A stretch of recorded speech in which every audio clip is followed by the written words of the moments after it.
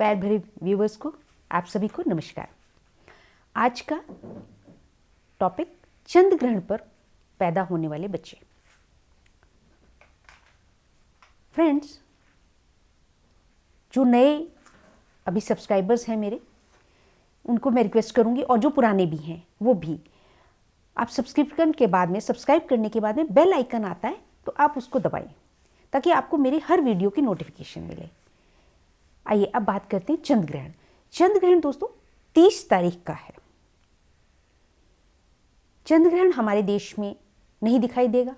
चंद्र ग्रहण का समय 30 तारीख को सोमवार को 1 बजे से लेकर 5 बजे तक का, 5:22 या 5:25 तक रहेगा।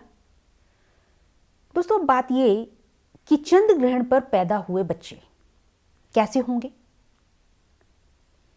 जो चंद्र ग्रहण का समय रहेगा, वह समय जिस समय में यह भौगोलिक घटना घटेगी, वह समय तो 30 तारीख का है। 1 तारीख से 5 बजे, 1 बजे से लेकर के शाम के 5 साढ़े 5 बजे तक।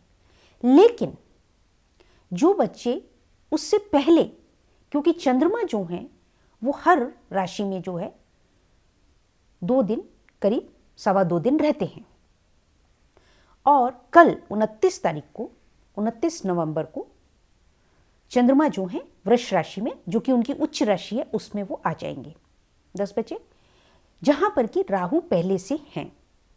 वहां पे चंद्र राहु की युति बनेगी, और केतु जो हैं वो वृश्चिक राशि में सूर्य बुध के साथ में युति करेंगे। तो इस प्रकार से दोस्तों ये 5 ग्रह जो हैं वह पूरी तरह से जो है ग्रहण में, योग में आ रहे हैं।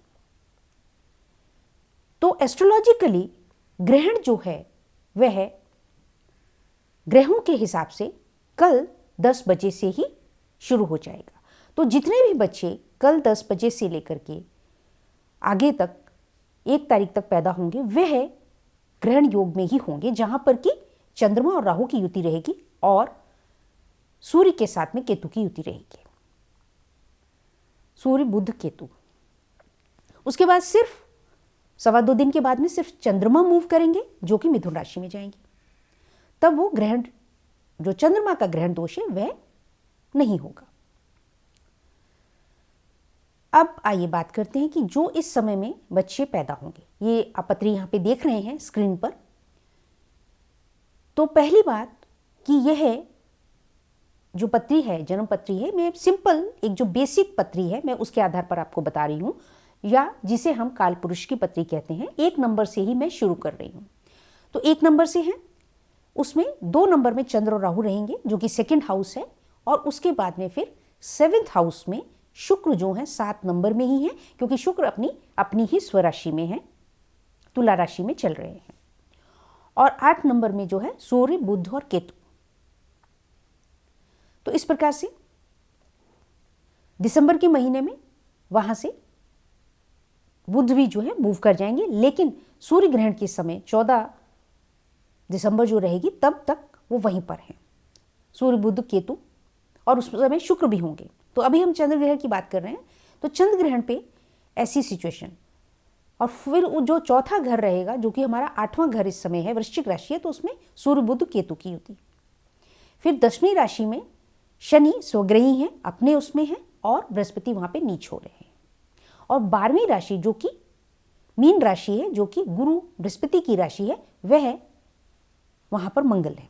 तो इस प्रकार से आप देखें कि 5 घरों में, 5 भावों में, जन्मपत्री के 5 भावों में ग्रह स्थित हैं। तो इस समय में जो भी बच्चे पैदा होंगे, वह उनके जो है इस प्रकार से 5 ग्रहों में होंगे।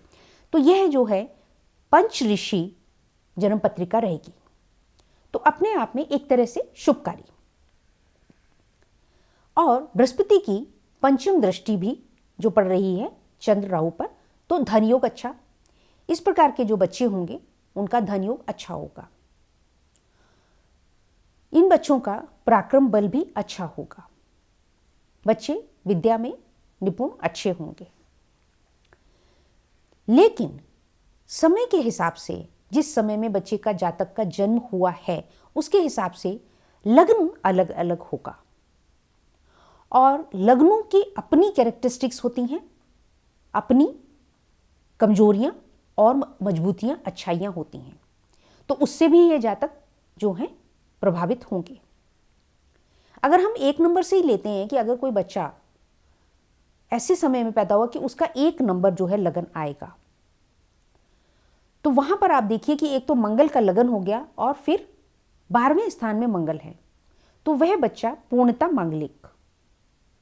जहां पर ऐसे बच्चे की अच्छी चांसेस हैं कि वह यूनिफॉर्म पहनेगा, पुलिस में, आर्मी में जाएगा, निडर होगा, बलशाली होगा, लेकिन पूर्णतः वह मांगलिक भी होगा, जिद्दी भी होगा, अपनी मन की करने वाला भी होगा, और अष्टम दृष्टि मंगल की शुक्र पर होने के कारण उसकी गृहस्थी जो है प्रभावित होगी। ईगोइस्ट होगा। इस प्रकार से लग्नों के हिसाब से भी जातक की पत्रिका, जातक का लाइफस्टाइल जो है वह प्रभावित होगा। और सूर्य, बुध और केतु, सूर्य बुध बुधादित्य योग, लेकिन वृश्चिक राशि में है, जहां पर कि सूर्य जो है मंगल की राशि में है। तो वहां भी आप देखें कि राजयोग जरूर होगा, लेकिन अब आज समय बदल रहा है, तो हर बच्चे को तो सरकारी नौकरी नहीं मिलेगी। ऐसा नहीं है कि राजयोग होने से हर बच्चे को जो है सरकारी जॉब ही मिल जाएगा। और केतु साथ में भी है, तो केतु कुछ योगों को खंडित भी करेंगे।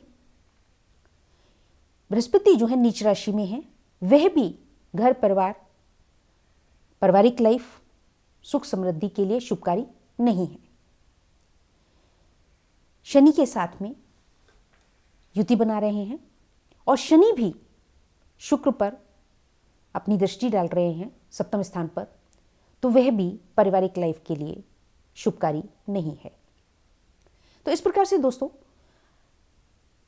जन्म पत्रिका के हिसाब से तरह तरह के अच्छे बुरे परिणाम या योग उदित होंगे जातकों की जन्म पत्रिका में, और उसका उनको उस हिसाब से उनका जो है लेन देन होगा, लेखा जोखा होगा। अब कहा यह जाएगा कि प्रारब्ध है, जैसे कि सूर्य बुध केतु, तो वहां पे ये कहा जाएगा कि भाई आपके परिवार, पिता के परिवार की तरफ से जो है कुत्तों को हानि पहुंचाई गई,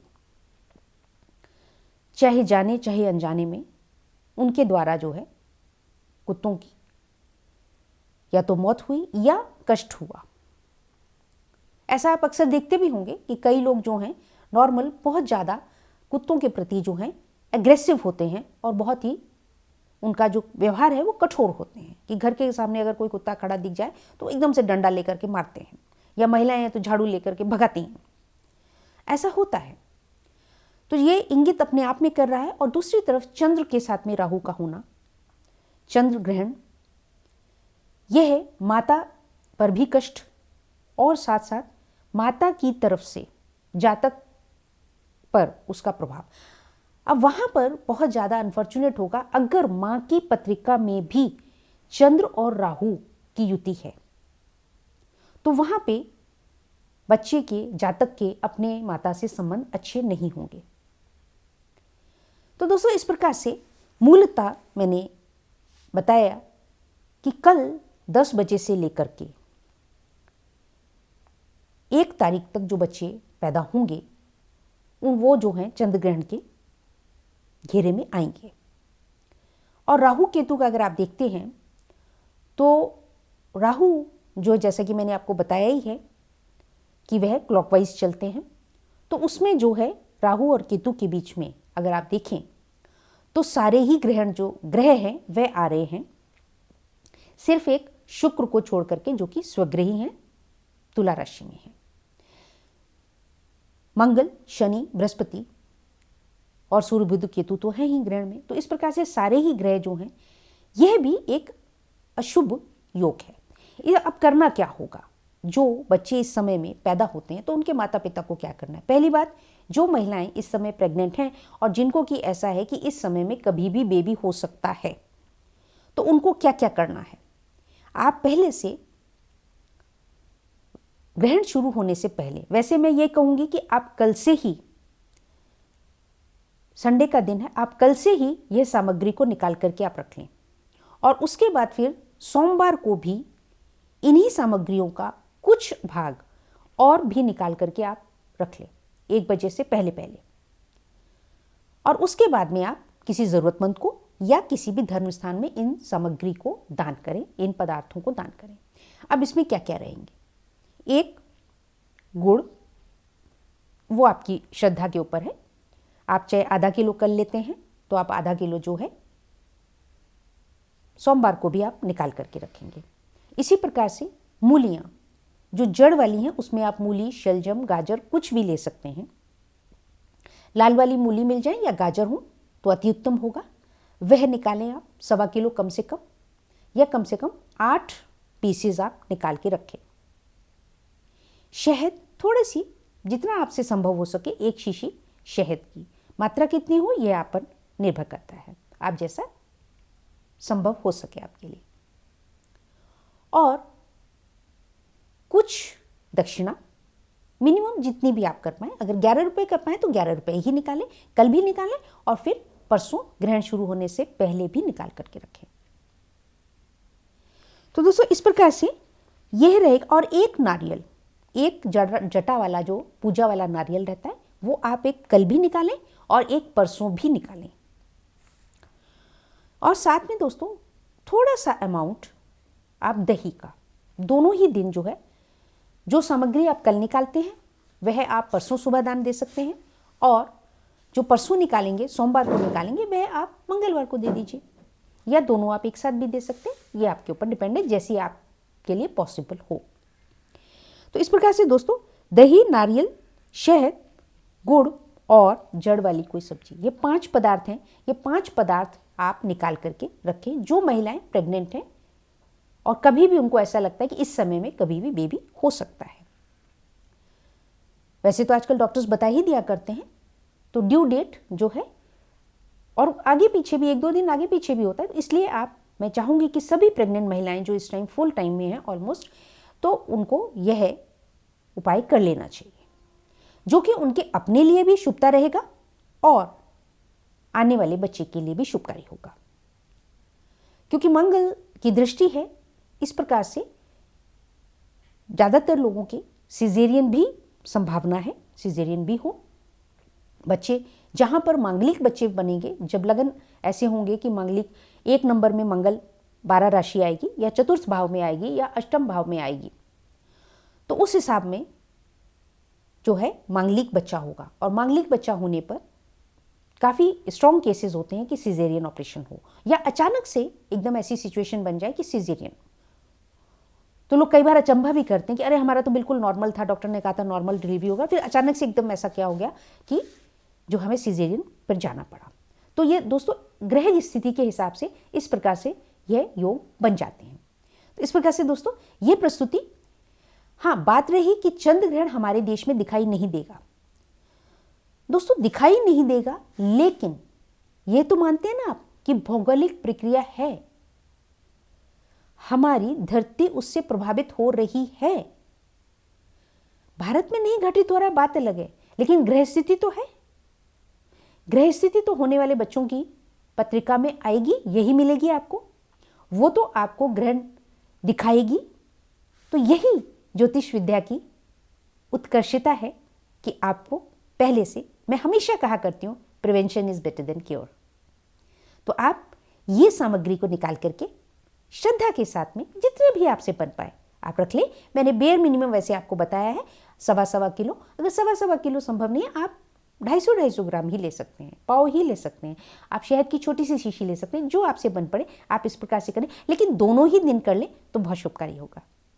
तो इस प्रकार से दोस्तों ये प्रस्तुति, इसको ज़्यादा से ज़्यादा शेयर करें। Thank you very much for watching the video.